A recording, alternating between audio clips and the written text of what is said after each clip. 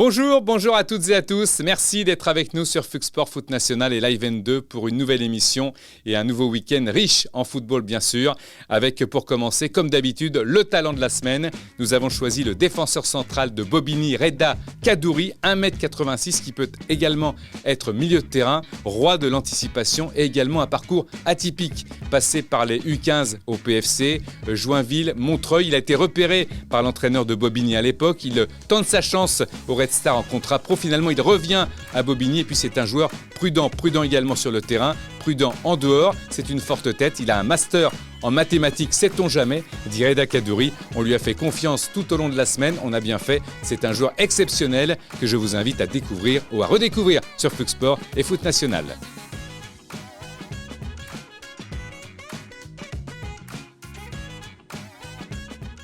Première affiche évidemment soulignée par nos amis et nous-mêmes, mes collègues et moi-même dans Live N2, Fux Sport et Foot National, ce sera Bergerac-Angoulême. Bergerac-Angoulême, évidemment 110 km séparent les deux villes, derby, première affiche dans ce groupe D, Bergerac leader, Angoulême qui est en embuscade, même s'ils le sont moins que par le passé, ils sont là malgré tout, donc attention, tout peut se passer. Nous avons le plaisir d'accueillir l'entraîneur d'Angoulême pour commencer, David Giguel. Bonjour. Salut Denis, salut à tous. Coach, est-ce que c'est le match de la dernière chance pour Angoulême? Parce qu'on s'est aperçu quand même que Le Puy, Andrézieux avait un bon rythme devant. Et Angoulême, en cas de défaite à Bergerac ou de match nul même, aurait certainement peu de chances d'accéder au niveau supérieur. Est-ce que ce serait pour vous donc ce match, le match vraiment clé, le match charnière? Non, pour le titre, on a déjà passé nos chances. On a eu une mauvaise série au mauvais moment de la saison qui dure depuis 3-4 matchs. Donc, en ce qui concerne le titre, nos chances sont pliées. Par contre, on va aller à Bergerac pour faire un match de qualité contre une belle et forte équipe qui domine le championnat depuis déjà pas mal de temps, qui a perdu que 3 fois, qui a fait un gros parcours en Coupe de France. Donc, on va vouloir être à la hauteur de l'événement en termes de contenu et en termes de résultats. Mais je pense que le titre se jouera entre Andrézieux, Le Puy et Bergerac maintenant. Quand on voit le parcours que vous avez fait aussi, il y a des regrets forcément parce qu'on se dit que c'est une équipe que vous aviez entre les mains qui pouvait se mêler à la lutte et là, selon votre discours, c'est plié, vous l'avez dit. Quand on dit c'est plié, ça veut dire qu'on prépare déjà la suite ou qu'on fait du mieux qu'on peut déjà dans le présent et puis on prépare la suite en même temps? Ouais, déjà comme tu l'as dit, ça aurait été une très belle saison pour nous. Quand on a débuté la saison, on partait plutôt pour vivre une saison un peu de transition. Moi, j'arrivais au club, l'effectif avait été renouvelé. Il a fallu un peu de temps pour qu'on se connaisse. L'alchimie a plutôt pris rapidement. Donc, dans l'ensemble, on est plutôt content de notre saison. Maintenant, comme tu l'as dit aussi, pour préparer la suivante, il faut finir du mieux possible. On a 4 matchs encore, on a encore 4 matchs à réaliser. On se doit d'être compétitif, pour bien préparer la suite des événements qui sera une saison prochaine importante pour nous aussi. Je vous rappelle que vous allez, je rappelle surtout aux téléspectateurs, pas évidemment à vous l'entraîneur David Giguel, que vous allez jouer à Trélissac, recevoir Moulins et finir à Béziers, donc un parcours quand même relativement intéressant, mais qui peut être aussi un peu casse-gueule entre guillemets, parce que Béziers est une bonne équipe, on l'a vu récemment, je crois qu'ils ont battu Andrézieux il y a pas très longtemps. David, renforcer l'équipe pour l'année prochaine et avoir la même ambition, débarrasser entre guillemets d'un ténor forcément de ce groupe, ça libérera une place et on a l'impression que le parcours devra être encore un peu plus supérieur. Pour ça, il faudra se renforcer. Dans quel secteur, par exemple? Ouais, déjà savoir que c'est un championnat de grande qualité. Il y a de très bonnes équipes dans ce championnat qui se préparent toutes comme des équipes professionnelles. Donc, nous, on devra de nouveau se comporter comme des pros, avec sérieux, rigueur. Il va falloir qu'on analyse bien notre saison, qu'on rencontre d'abord nos joueurs. Faire une analyse totale de ce qu'ils ont donné individuellement, de ce qu'a donné le collectif. Et ensuite, une fois qu'on aura rencontré nos joueurs et qu'on aura pris des décisions, que ce soit eux pour rester ou nous pour les garder, il faudra se renforcer, bien évidemment, pour pouvoir être de nouveau à la hauteur de la compétition nationale 2 qui est est vraiment encore une fois de qualité et où beaucoup d'équipes en début de saison peuvent prétendre à la place de numéro 1, qui est la seule qui permet d'accéder à l'échelon supérieur. Un dernier mot, David, avant de vous quitter, pour préparer ce match à Bergerac malgré tout, qui reste un gros match, un derby, 110 km séparent les deux villes, je vous le disais tout à l'heure.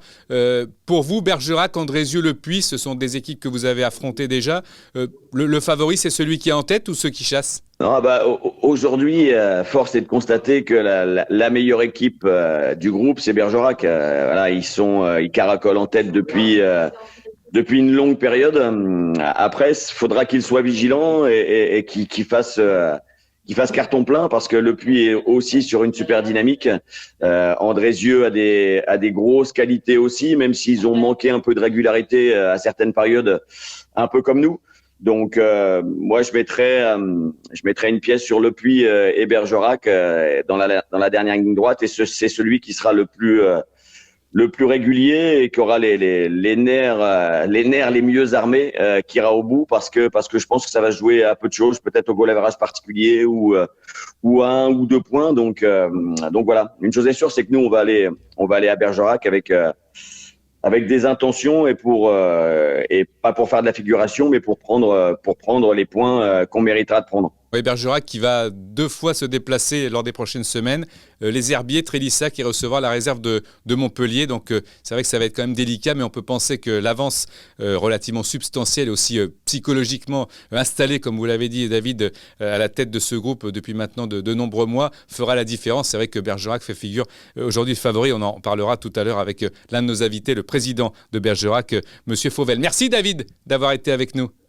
Merci Denis, à bientôt. Bonne fin de saison et bonne préparation pour la suite. À très bientôt. Merci encore une fois. Salut. Vous en avez pris l'habitude, évidemment, maintenant sur Live N2 et puis Foot National Fux Sport, les affiches du week-end avec comme première affiche Bergerac-Angoulême. Nous avons le plaisir de recevoir le président de Bergerac, Christophe Fauvel. Bonjour Président. Bonjour Denis.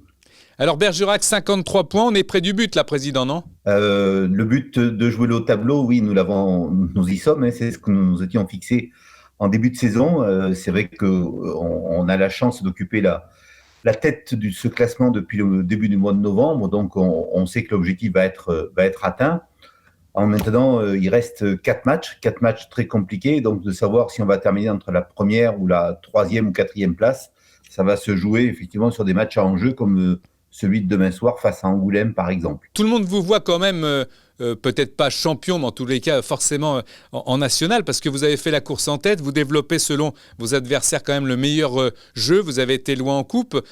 On vous sent extrêmement prudent par rapport à, d'ailleurs c'est assez surprenant, on vous sent très prudent par rapport à la montée éventuelle, alors que 53 points, même si Le Puy est derrière avec 49, il y a 47 Andrézieux, Angoulême et Bourges 44. Malgré tout, Président, vous allez aux Herbiers à Trélissa et vous recevez Montpellier, avant évidemment ce match ou la réception d'Angoulême. Vous aviez d'ailleurs gagné à l'extérieur au match aller 1-0. Il n'y a pas trop de prudence ou c'est une mesure peut-être sécuritaire pour vous protéger vous-même ? Non, il y a vraiment, je ne pense pas qu'il y ait d'excès de prudence, parce que ce championnat démontre chaque week-end qu'il est extrêmement serré et Bergerac n'échappe pas à la règle, puisque quand on gagne, c'est par des écarts relativement faibles par rapport aux autres équipes. Donc, certes, on a un tout petit peu d'avance, donc on a la chance d'avoir notre destin entre les mains, mais tout peut être fragile dans ces saisons post-Covid. On a eu des périodes effectivement avec des épidémies de grippe. Il peut y avoir des problèmes de suspension, de blessures de joueurs que nous avons actuellement. Nous avons un capitaine qui est important dans le jeu, qui est absent depuis 3 matchs. Donc voilà, tout reste quand même très sous surveillance, sous vigilance. Et il y a 12 points qui sont en jeu et il peut se passer plein de choses. Il y a Andrézieux et Le Puy qui sont très proches de nous. Angoulême qui est un petit peu détaché, mais qui est quand même dans le haut de tableau. Et c'est nos adversaires de demain, donc ça promet une belle empoignade. Une belle empoignade avec des joueurs, j'imagine, très, très concernés. Et est-ce que c'est pas peut-être un peu plus épuisant que pour les autres équipes, justement, d'avoir fait la course en tête et de se dire on arrive à la fin et on est contracté parce qu'on se dit le but, on est prêt de le toucher, mais on n'est pas sûr de le toucher. Est-ce que c'est ça votre sentiment ? Alors, très franchement, ce groupe a une capacité à évacuer la pression. On l'a démontré très souvent en Coupe de France cette année. avec de très très grosses affiches. Je pense à Saint-Étienne, je pense à Metz, je pense à Créteil par exemple, où ce groupe n'a pas du tout subi la pression. Et là, franchement, je ne le sens pas sous pression parce que nous-mêmes, nous ne sommes pas sous pression puisqu'il n'y a pas d'objectif de montée affiché en début de saison. Donc tout ce qui nous arrive, c'est du bonheur. Et ce groupe, j'espère que ça a été le cas jusqu'à maintenant, il va juste continuer à essayer d'être solide, de jouer son jeu, sa partition.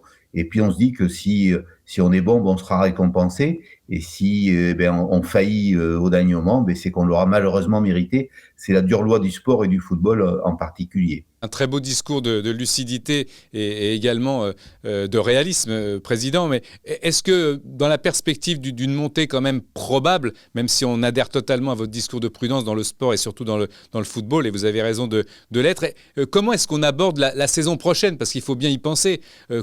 C'est forcément différent si on reste dans le niveau national 2 ou si on monte d'une étape. Pour l'instant, c'est vrai qu'on a eu une réunion avec le staff et on a pris des engagements par rapport à nos joueurs et par rapport au staff. C'est-à-dire qu'aujourd'hui, on est vraiment dans une dernière ligne droite où on ne sait pas où on va évoluer la saison prochaine. Ça peut être en N1, mais on est 3 ou 4 à pouvoir imaginer ça. Et ça peut être en N2. Donc, nous ne verrons les joueurs qu'après la fin de la saison parce que vous le soulignez avec justesse, qu'on fasse une saison en N1 ou en N2, c'est pas tout à fait la même chose. Donc, aller voir des joueurs aujourd'hui sans savoir dans quelle division on va évoluer l'année prochaine, ça serait du temps perdu. Donc, on n'en a pas beaucoup les uns et les autres. Donc, on verra les joueurs dès le 28 mai passé. Et c'est là où on va véritablement se projeter parce que vous avez raison de le dire, c'est pas tout à fait la même chose, y compris au niveau de la FFF. On était une vingtaine de clubs à être réunis par la FFF il y a une dizaine de jours de cela pour nous sensibiliser au fait que si on est en N1, il y a des choses qu'il faut connaître, qu'il faut respecter. Mais dans ces cas-là, dans la poule, il y avait Angoulême, il y avait Le Puy, il y avait Andresieux, il y avait Bergerac, bien entendu, parce que nous sommes tous concernés par cette situation. Président, dernière question, ça sera rapide pour vous. Donc, ce Bergerac-Angoulême, ce n'est pas un tournant de la saison? Alors, des tournants, il va y en avoir tous les week-ends, parce que là, dans la situation où on est, c'est vraiment le sprint qu'on est en train d'entamer. Mais ce Bergerac-Angoulême, c'est devenu un peu un derby. Beaucoup d'anciens joueurs de Bergerac évoluent à Angoulême. Il y a plutôt des bonnes passerelles, des bonnes relations entre les deux clubs, malgré ce qu'on veut bien en dire. Donc voilà, ça sera un derby amical, mais un derby quand même, je pense, parce qu'aucune des deux équipes va vouloir lâcher. Ça nous avait souri au match aller, alors qu'un match nul aurait certainement été plus équitable. À voir demain dans quel état de forme seront les deux groupes. Merci beaucoup, Président, d'avoir été avec nous aujourd'hui. On vous souhaite évidemment bonne continuation, le meilleur, et également bon match évidemment face à Angoulême. On va enchaîner justement avec les autres matchs de ce groupe D, avec Andrézieux qui est en embuscade, qui reçoit le déjà relégué, le Stade Montois. Colomiers qui va affronter Béziers. Attention à cette équipe de Colomiers qui peut être en danger. Les Herbiers face à Angers, qui aura lieu également vendredi soir. À noter qu'aux Herbiers, Stéphane Massala, alors qu'il était entraîneur, a annoncé qu'il allait quitter le club, comme le président d'ailleurs l'avait fait récemment. Nantes-Moulins, Canet-Trélissac, Chamalières, Bourges qui a 44 points, on le disait, et puis Montpellier qui accueille Le Puy 49 points, j'en parlais tout à l'heure avec le président Fauvel, Le Puy qui reste également une équipe dangereuse en embuscade par rapport à cette équipe de Bergerac, qui est notre première affiche qui était donc Bergerac-Angoulême. Vous le savez, avec mon collègue et ami Youssef Fekir, nous avons évidemment choisi une autre affiche que Bergerac-Angoulême. Il y en a une deuxième et elle est belle, celle de la Paris 13 contre Fleury. Nous avons le plaisir d'accueillir le président de Fleury, Pascal Bovis. Président, bonjour. Bonjour, Denis. Merci d'être avec nous parce que je sais que c'est un match un petit peu tendu. C'est vrai que les deux équipes sont uniquement séparées par un point. Est-ce qu'on peut dire que c'est le match de la saison pour Fleury, président? Alors, c'est vrai que déjà pour commencer... personne n'aime parler avant les matchs, avant ce genre de match. Donc effectivement, on peut dire que c'est un des gros rendez-vous de la saison. Effectivement, ça peut être un tournant. Maintenant, quel que soit le résultat, je pense que derrière il y a encore des très gros matchs pour les uns comme pour les autres. Donc c'est un match important. Mais c'est pas définitif pour autant.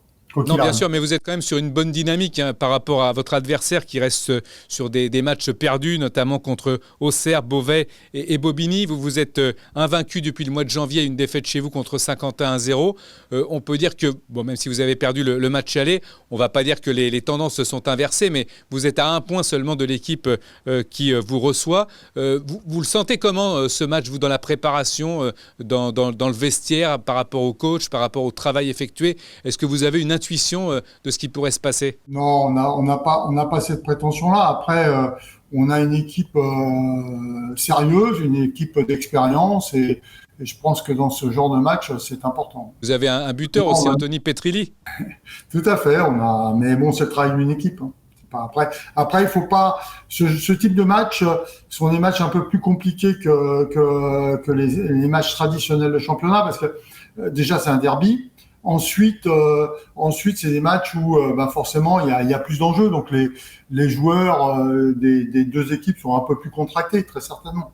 Maintenant, sur le match aller, vous avez parlé du match aller, on n'a pas pu jouer à 11 contre 11, malheureusement. Ça avait bien commencé, on gagnait 1-0, on a eu un joueur qui a pris 2 cartons en 2 minutes. C'était très très sévère, et bon, ça a un peu faussé le match, malheureusement. Mais c'était parti sur des bases d'un très très beau match. Ouais, je parlais sûrement différent. Je parlais, Président, d'un écart d'1 point. Vous parliez de derby. Tout ça, ça fait monter forcément un petit peu la tension. Vous estimez que, évidemment, au-delà de la notion de derby, de la notion de tournant de la saison, c'est un objectif pour vous d'accrocher cette équipe de Paris 13, évidemment, mais ce n'est pas pour autant que ça sera plié, c'est ça? Ah oui, tout à fait. C'est un championnat qui est très serré. Il reste 3 matchs très compliqués, à la fois pour nous comme pour notre adversaire. Donc, c'est sûrement un championnat qui se jouera dans la dernière journée, très certainement. Rappelez pour les 3 dernières journées que vous recevez Bobigny, vous allez à Saint-Quentin, vous recevez Lens, et Paris 13 va à Saint-Maur, reçoit Metz et ira à Schiltigheim qui joue sa survie. Ce n'est pas forcément le même calendrier, mais ça reste de toute façon, comme vous l'avez dit très justement, des matchs compliqués pour tout le monde. Quels ont été, durant le parcours de cette équipe de Fleury, Président, vos grandes satisfactions? C'est cette remontée, c'est cette série qui a fait que Fleury se retrouve dans cette position aujourd'hui? Alors, notre grande satisfaction, c'est qu'on travaille, on travaille sur le fond. Ça fait 2-3 ans qu'on travaille avec le même groupe, et on a un fond de jeu, on a quelque chose qui s'est dégagé de ce groupe. On a eu beaucoup de problèmes cette année de blessures, de Covid, et malgré tout, les gens sont restés unis. On a eu énormément de points de retard sur Paris 13, mais on s'en est pas occupé. On reste sur ce qu'on fait nous, et on reste centré là-dessus, et c'est le plus important. En tant que président, et ça sera ma dernière question, en termes d'ambition, Président, Fleury, à terme, c'est une équipe qui veut monter. Toutes les équipes veulent monter forcément et veulent faire le maximum, mais c'est une équipe qui a l'ambition de le faire? Alors, ça aussi, c'est une très bonne question. Il faut quand même étudier ce qui s'est passé depuis une dizaine d'années au niveau des relations entre la Nationale 2 et la Nationale 1. La Nationale 2, c'est un super championnat, très intéressant. La Nationale 1 aussi, mais on s'aperçoit que beaucoup d'équipes montent et ensuite elles redescendent. Et non seulement elles redescendent d'un cran, mais souvent de 2 crans. En région parisienne, les 2-3 derniers qui sont descendus, c'est Drancy qui se retrouve aujourd'hui en Nationale 3, et l'année dernière c'était l'Entente qui se retrouve aujourd'hui en dernière de Nationale 2. Donc monter c'est bien, mais si on monte, il faut à la fois avoir les infrastructures, les structures et la continuité sportive qui nous permettront de se maintenir à ce niveau-là, pour pas faire l'ascenseur, voire pire. Donc ça, c'est une vraie. Nous, on est toujours.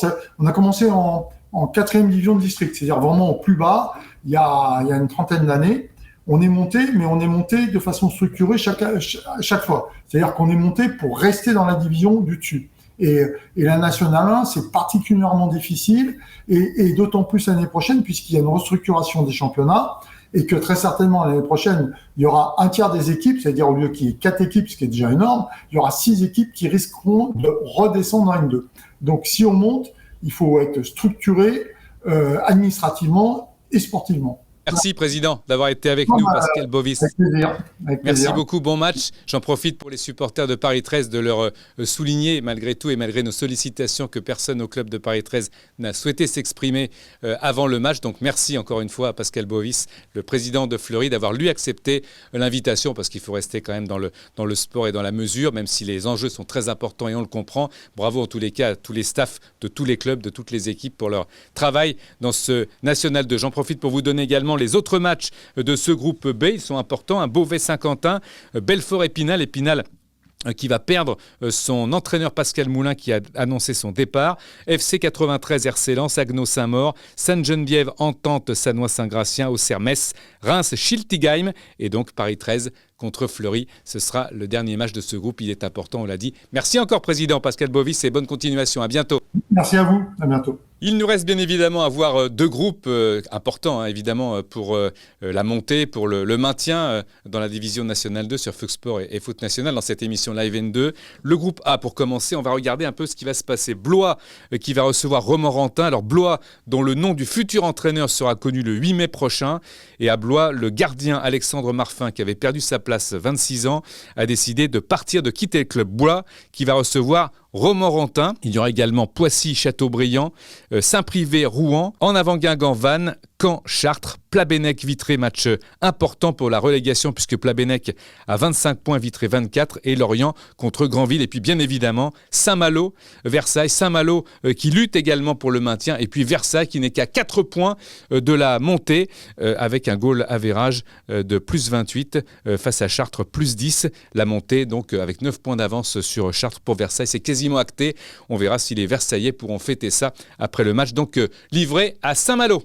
Dans le groupe C maintenant, Fréjus Saint-Priest, Jura Sud Monaco, Marignane hier, Toulon Grasse, Lyon Cuiseaux et Marseille La Duchère, mais également évidemment et forcément deux matchs importants. Aubagne Martigues et Gaulle FC Rumilly.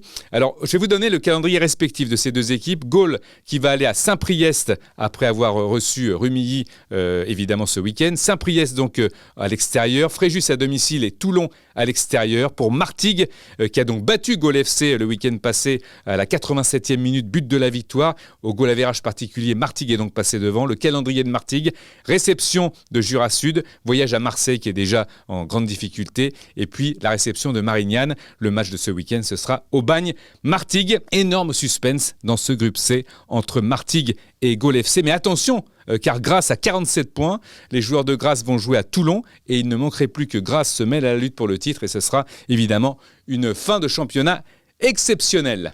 Évidemment, pour terminer cette émission, comme vous le savez, on va se régaler avec le but de la semaine. Nous avons choisi Moustapha Cissé, l'attaquant de Paris 13 qui se rendait à Lens. Combativité de ses coéquipiers, il est bien placé, contrôle de la poitrine, frappe enchaînée. Moustapha Cissé qui marque le but de l'égalisation à Lens, chez la réserve lensoise, devant 600 spectateurs s'il vous plaît. Superbe but de Moustapha Cissé, contrôle, frappe enchaînée, ça rentre. Merci d'avoir été avec nous pour Live N2 et Fox Sport et Foot National. On se retrouve très bientôt. N'oubliez pas mardi évidemment le rendez-vous avec Florian Sermez. Replay N2, à bientôt.